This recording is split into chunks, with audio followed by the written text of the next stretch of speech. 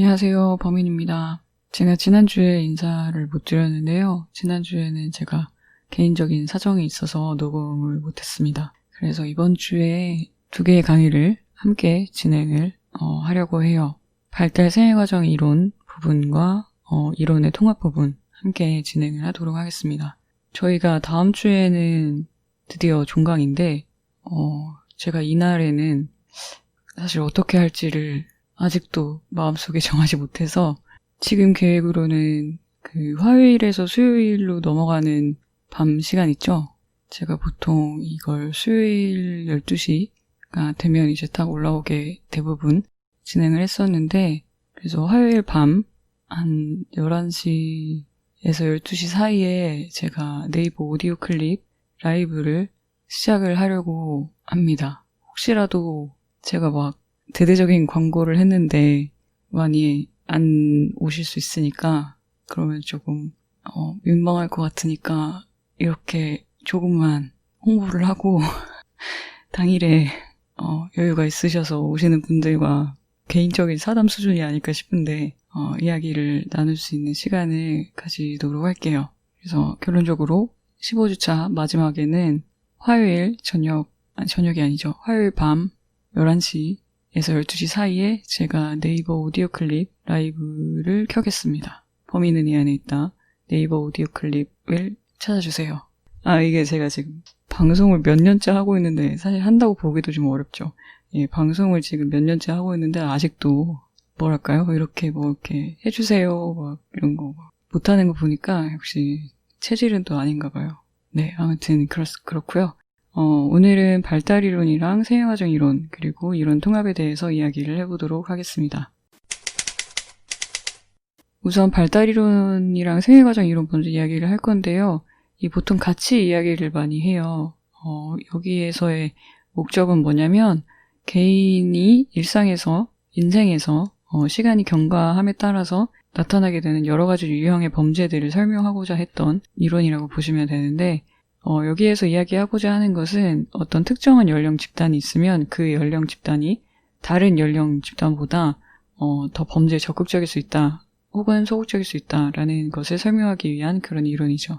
그래서 일반적으로 미국에서 이것이 서양권에서 또 발생한 이론 중에 하나이기 때문에 일반적으로 청소년기에 보통 범죄 비행의 일탈의 행동들이 최고조가 되고 나이가 들수록 점차 감소한다라는 것이 일반적으로 나타나는 그런 현상이라고 보시면 될 것 같습니다. 그래서 그 발달 생애과정 범죄학들이 이야기하고자 하는 것은 어떤 사람들은 평생 동안 굉장히 일정한 수준의 범죄를 1년에 한 번, 한두 번 정도 이런 식으로 수행을 하면서 살지만 어떤 사람들은 막 청소년기 혹은 굉장히 젊은 시절 이럴 때 집중적으로 범죄들을 저지른 다음에 그 이후에는 범죄의 양상을 전혀 보이지 않는 경향을 또 보이기도 하고 하거든요. 이제 그런 현상들, 그런 차이점들을 이제 연구하고 분석하고 있는 그런 이론이라고 보시면 되겠습니다. 그래서 이전에 나왔던 많은 연구들 중에서 이제 범죄자를 중심으로 했던 그런 연구들 중에 하나라고 생각을 하시면 될 것 같아요. 그래서 대부분 이 생애과정 범죄학들은 연령이랑 관계된 범죄 유형의 복잡한 그런 현상들을 설명하고자 했고, 혹은 범죄자가 평생 동안 어떻게 범죄 현상을 나타내고 있느냐 이런 궤적을 추적하는 그런 연구들, 혹은 범죄를 하거나 혹은 범죄에서 벗어나거나 하는 식의 그런 전환점 역할을 하는 요인들이 무엇이냐 라는 것을 이제 발견하고자 했던 연구들도 있고요. 다른 연구들 같은 경우에는 다양한 연령들에서 어떤 인생 단계에서 범죄가 시작되고 혹은 중단되는지, 이런 위험 요인들은 무엇인지 혹은 보호 요인들은 무엇인지 이런 것들을 확인하는 것에 좀 초점을 맞춘 연구들 또한 존재를 합니다. 그래서 저번에 저희가 마르크스 이론, 갈등 이론, 그리고 페미니스트 이론 이런 이론들에 대해서 이야기를 했었는데, 마르크스 이론, 갈등 이론 같은 경우에는 특정한 계급이나 인종 이렇게 초점을 맞춘 그런 연구들이었다면, 페미니스트 이론도 마찬가지죠. 그 젠더에 굉장히 초점을 맞추는 그 연구들이었다면, 지금 여기에서 얘기하는 생애 과정 이론, 발달 이론 같은 경우에는 나이가 굉장히 생애가 굉장히 중요한 역할을 하는 것이죠. 그래서 생애 과정 이론가 중에 대표적인 인물로 볼 수 있는 학자는 라웁이라는 학자인데요. 이 학자는 범죄학이 범죄의 원인과 역학관계의 패러다임으로 생애과정 범죄학을 채택해야 한다라고 이제 주장을 하면서 이 패러다임이 범죄학 전반의 모든 사실, 연구 의제와 이론을 조직할 수 있는 범죄자의 전형과 핵심이 되어야 한다라는 것을 주장을 합니다. 이 범죄자의 생애과정에 대한 것을 배제하고 뭔가 범죄를 설명할 수 없다라는 거죠. 저희 케바케라는 이야기를 되게 많이 하잖아요. 케이스 바이 케이스라는 이야기를 되게 많이 하는데 범죄 현상을 저희가 현상으로 보려고 해서 그렇지 개개인의 그런 범죄들이 언제 일어나는지 그 사람의 인생에서 이 사람이 왜 범죄를 저지르게 됐는지 혹은 왜 멈췄는지 이런 것에 대해서 이제 집중적으로 살펴보는 경우는 많지 않거든요. 근데 이제 생애 과정에서는 그런 것들의 요소를 살펴보면서 사실은 우리가 놓치고 있는 부분이 이것이다라는 것을 지적을 하고 있는 거죠.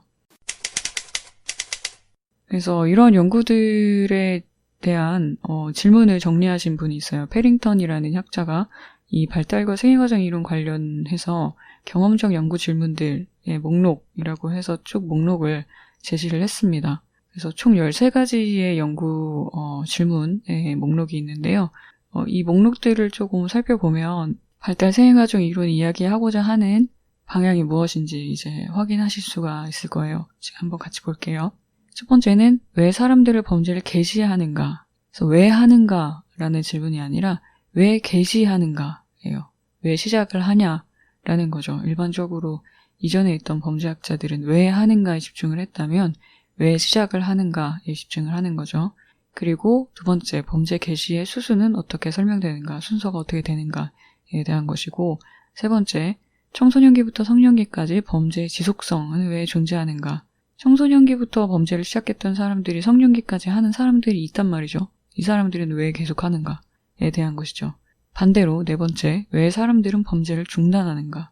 왜 그만하냐는 거죠. 기껏 열심히 하고 있다가. 그리고 다섯 번째, 왜 일반적으로 10대의 범죄가 정점에 이르는가. 이게 국내랑은 사정이 좀 다른데 미국에서는 10대의 범죄율이 굉장히 높은 편이에요.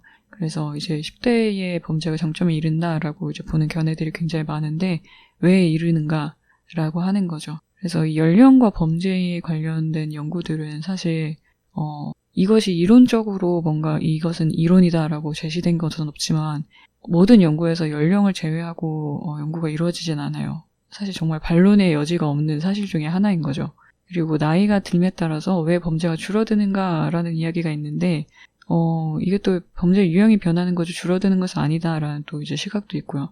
아무튼 이런 식으로 10대가 가장 정점에 이르는지 왜 그런지에 대한 것을 이제 연구의 질문 중에 하나로 이야기를 하고 있고요. 그리고 여섯 번째가 왜 범죄의 조기 시작은 범죄 경력의 장기화를 예견하는가 하는 것입니다. 범죄를 일찍 시작하면 할수록 이제 범죄가 더 오랫동안 지속이 된다라는 건데요. 생애 과정에 있어서. 그래서 이런 연령에 대한 연구들이 좀 이루어져 있는 부분들이 있어요. 범죄 경력에 대한 부분들이. 일반적인 범죄 개시 연령이 13세에서 19세로 나타나고 상점절도 같은 그런 경미한 범죄들 같은 경우에는 13세에서 14세가 이제 정점이고요. 폭행죄를 포함한 이제 중대범죄는 17에서 19세가 정점을 이루고 있다. 그리고 범죄를 중지하는 평균 연령은 20에서 29세 사이로 나타나고 범죄 경력의 평균 기간은 17.3년이라고 합니다. 그리고 대부분 성인기 중반에 이제 범죄를 그만두게 되는데 제가 지금 이야기한 모든 범죄 경력에 대한 연구들은 다 개별 연구에서 나왔던 결론들이에요. 그리고 여기에 나오고 있는 연령들은 다 많은 나이이기 때문에 그거를 생각을 해주시고 연구 결과들을 이해를 하셨으면 좋겠어요. 일곱 번째, 범죄와 반사회적 행동의 가능성은 왜 생겨나는가 하는 것이고 이것은 어찌 보면 원인과 크게 다른 질문은 아니라고 생각이 되어지는 부분이에요. 그리고 왜 청소년기에 성년기로 이행하면 공범 형태의 범죄가 감소하는가. 그러니까 청소년기에는 아무래도 여러 명이 하는 범죄들이 많은데 성년기로 갈수록 개인 범죄들이 더 많다는 거죠. 그러니까 유형이 달라지는 거죠. 그리고 범죄에서 개인 간의 차이는 왜 존재하는가 어찌 보면 근원적인 질문일 수 있지만 이런 거부터 시작을 해서 언제 시작하고 언제 끝나고 하는 것까지 왜 다른지, 그리고 범죄의 10번째가 범죄의 개시와 중단에서 핵심적인 요인이 무엇이고 어떻게 설명될 수 있는가라는 거죠. 몇몇 연구들에서는 뭐 직업을 갖는 것이나 결혼을 하는 것 같은 것들이 굉장히 중요한 요인이 돼서 범죄를 중단하게 되는 계기가 된다라고 해요. 오히려 실직이나 뭐 이혼 같은 그런 가정의 변화들이 오히려 범죄를 일으킬 수 있다라는 반대 의견도 있기도 하고요. 11번째, 왜 범죄 행위에서 개인 간의 내적 차이가 존재하는지, 그리고 12번째, 범죄 행위의 중요 동기와 이유는 무엇인지, 13번째, 생활사건이 범죄에 미치는 영향은 무엇인지, 이렇게 총 13가지에 대해서 발달과 생애과정 이론 관련해서 경험적 연구 질문들을 제시하고 있습니다. 그래서 워낙 생애과정 이론 같은 경우에는 사람의 생애 전반을 보기 때문에 여러 가지 이론들이 연결되어 있을 수밖에 없어요. 그래서 관련 이론들이라고 하면 신경심리학, 발달심리학으로부터 도출된 발달 경로 모형이라는 성장하면서 어떻게 달라지고 뭘 적응하고 하는 것들이 문제가 돼서 결론적으로 범죄의 양상으로 이어지게 된다라는 이제 모형도 있기도 하고요. 자기통제 이론이나 사회통제 이론 같은 경우 뭐 연령에 따라서 어떻게 이런 사회통제나 자기통제가 달라지고 이런 것들에 대해서도 이야기를 많이 하고요. 사회학습에 대해서도 이제 생애 과정 관점에서 어떻게 자라면서 다른 환경들을 학습하고 하는 내용들이 포함이 돼서 이제 관련 이론들로 제시가 되기도 하죠. 저는 뭐 정책적인 함의라고 한다면 이 생애 과정 이론에서 워낙 어렸을 때 어떻게 범죄가 시작되고 하는 것에 굉장히 관심이 많고 그것이 지속적으로 범죄 경력으로 이어지고 하는 이야기들이 많기 때문에 사실 그 전에 이제 적절한 개입이 있으면 범죄를 줄일 수 있다라는, 그리고 실제로 성공적인 사례들도 존재를 하다 보니까 그런 정책적인 함의를 가지기도 하죠. 여전히 논의가 이어지고 있는 이론 중에 하나이고 뭔가 이제 굵직한 주요 이론이라고 하기는 아직 어렵지만 여러 이론가들이 이런 범죄자의 나이라는 요소에 대한 것을 이제 지속적으로 고려를 하고 있기 때문에 또 어떻게 다른 견해로서 발전이 될 수 있는 여지가 충분히 있는 이론이라고 볼 수 있죠. 그리고 마지막으로 이론의 통합에 대해서 이야기를 하겠습니다. 저희가 이번 강의를 이론의 기본으로 시작을 했는데 이제 여러 가지 이론들을 통합하는 내용인 이론의 통합까지. 이론을 통합하는 방법에는 3가지 방법이 있어요. 우선 첫 번째가 이론을 독립적으로 검토를 하는 방법인데, 그래서 독립적으로 각각 검토를 해서 경험적인 증거가 있고 없고에 따라서 어느 이론을 채택을 하고 어느 이론을 버리는 그런 가장 기본적인 방법이라고 볼 수 있죠. 그리고 두 번째가 이론의 경합이에요. 이론 경쟁이라고도 하는데 둘이나 그 혹은 그 이상의 이론들을 이제 경합을 시켜서 어느 이론이 특정 범죄 혹은 현상에 대해서 최상의 설명을 제공하는가를 이제 판단하기 위해서 각각 이제 논리적, 개념적, 경험적으로 비교를 해서 상대적인 설명도를 따지게 되는 거죠. 그리고 마지막으로는 이론의 통합인데요. 이게 둘 이상의 이론인데 공통적인 점이 있다라고 하면은 그 이론을 2가지를 통합을 해서 설명을 할 때 좀 더 개별 이론보다 설명력이 강하다라고 하면 이런 종합 이론을 형성을 하는 경우도 있습니다. 보통은 굉장히 이제 근접해 있는 밀접한 관련이 있는 이론을 결합시키려는 시도로부터 시작을 많이 하기는 하는데 이론의 경쟁으로부터 이게 시작이 돼서 결국에는 통합을 하기도 해요. 서로 다른 부분을 설명하고 있지만 합침으로써 더 큰 설명력을 가질 수 있는 것도 하나의 장점이기 때문에 그렇죠. 그래서 이 범죄학 이론에서의 이론 통합의 시도는 또 여러 학자들로부터 시도가 됐어요. 여러 가지 이론들을 저희가 이때까지 이야기를 했지만 이론들 사이에서 굉장히 유사한 것들도 있고 과거로부터 발전한 것들도 있고 개념으로부터 시작한 것도 있고 되게 다양한 이론들이 있는데 몇 가지 예시를 조금 들어보면 에이커스의 경우에는 사회학습 개념을 이제 다른 이론들을 다 이 사회학습 개념으로 다 통합을 할 수 있다라고 주장을 했고요. 컬른과 콜빈 같은 경우에는 사회적 지지와 강압이라는 것을 범죄학에서 무엇보다 중요한 통합 개념으로 보고 그것을 기준으로 이론들을 형성을 해야 된다라는 주장도 했습니다. 그리고 엘리엇의 경우에는 긴장, 통제, 학습 이론 있죠. 저희 세 가지 주요 이론들. 이거 세 가지를 통합을 해서 서로 설명할 수 없는 부분들을 보완을 하면서 이제 하나의 이론으로 이제 제시했던 경우고요. 다른 대표적인 통합 이론가 중에는 숀베리가 있는데 상호작용 이론에서 구조, 통제, 학습 이런 것들과 다른 변수들을 이제 통합을 해야 한다라는 시각도 가졌죠. 그리고 마지막으로 티틀의 경우에는 통제균형이라는 개념에 의지를 하는 일반적인 통합이론을 이야기를 하기도 합니다. 그리고 제가 바로 이 이론 통합 이전에 이야기했던 발달이론과 생애과정 이론 같은 경우에도 여러 가지 이론적인 요소들을 통합을 해서 설명을 하려고 하는 부분들이 또 있죠. 그래서 통합 이론 같은 경우에는 여러 가지 논란들이 있어요. 이것이 그저 내가 설명하기 편한 대로 여기저기서 개념들을 가져와서 하나의 제목을 붙여서 이론을 만드는 것이 아니냐라는 그런 비판들도 이어지고 있고 이것들을 검증은 또 어떻게 할 것이냐.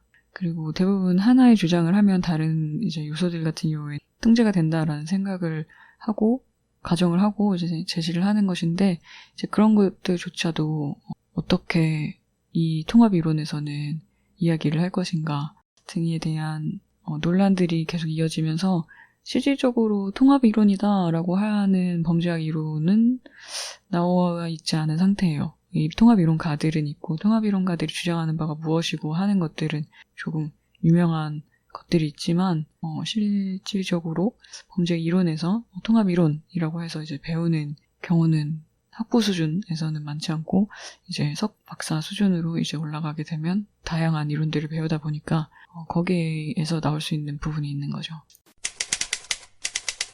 네, 그래서 오늘 저희가 대장정의 4분의 1학점짜리 범죄학개론을 마쳤는데요.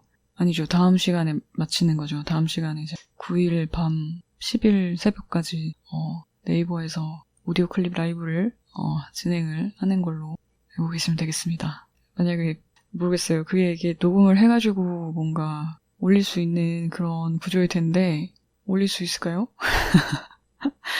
못 올리게 되지 않을까?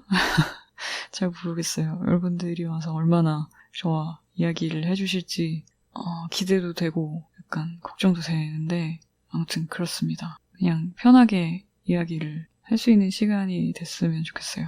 아무튼 다음 주를 제외하고는 오늘이 마지막이니까 이 마무리를 좀 하자면 제가 이 4분의 1학점짜리 범죄학개론을 시작을 하고 나름 저 스스로도 좀 정리가 많이 됐던 것 같아요. 이 범죄학 이론이라는 게 공부를 할 때는 또 그러니까 제가 학생의 입장에서 공부를 할 때랑 이것이 또 다른 느낌이기 때문에 항상 되게 감회가 새로웠던 것 같고 그 덕에 그렇게 꼼꼼하게 읽지 않는 책을 다시 한번 꼼꼼하게 읽는 계기가 됐고 여러분들도 이 4분의 1학점짜리 범죄학 개론을 통해서 범죄학이라는 것도 하나의 공부구나 좀 이게 좀 좋은 게 아닌가? 예, 하나의 공부고 해야 할 분야들이 많은 공부구나를 함께 아시었던 계기가 됐으면 좋겠고 네, 그렇습니다. 저는 또 다음 주에 우선은 라이브로 찾아뵙고 그 이후에는 또 글쎄요 무엇이 있을까요? 오늘 녹음은 여기까지 하겠습니다. 다음 주에 네이버 오디오 클립 라이브에서 봬요. 감사합니다.